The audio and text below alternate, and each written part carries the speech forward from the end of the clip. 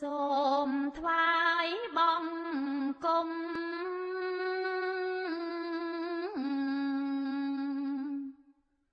រាំងសា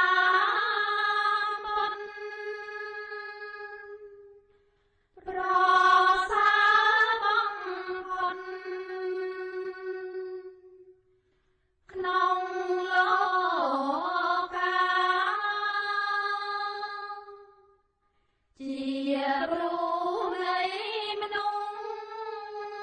សនឹងទេវតា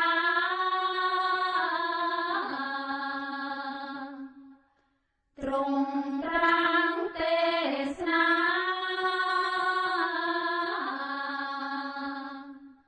ប្រដៅ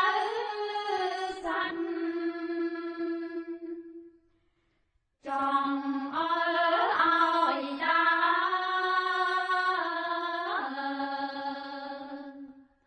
ផ្លូវកណ្ដាមាគ៌ាត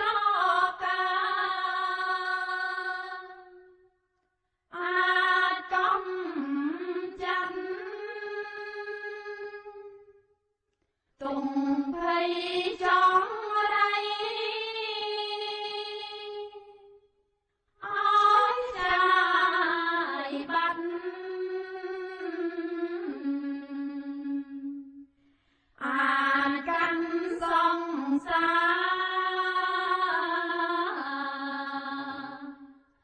ររាំងទុំបានសាសនា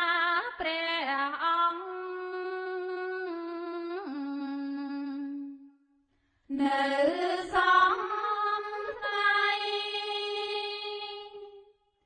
សន្មាននិស័យពី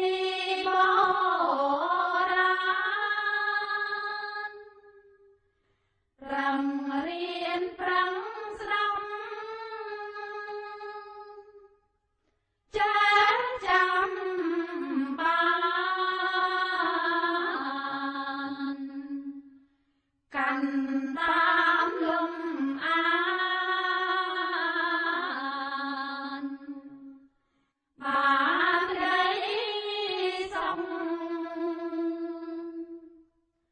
អិនមានសុខណា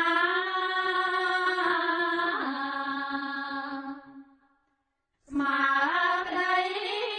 ស្ងប់បញ្ចំត្រឹម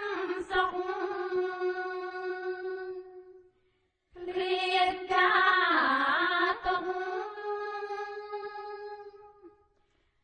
តាំងពីលោកនេះតទៅមុខ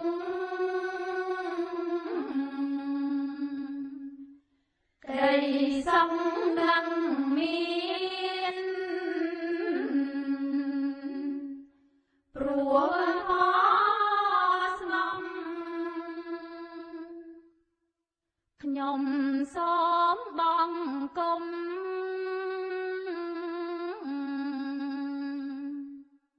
ពួងព្រះ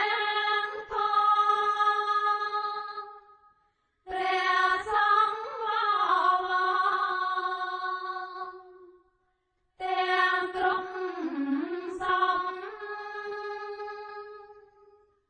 រួមជាត្រៃរណ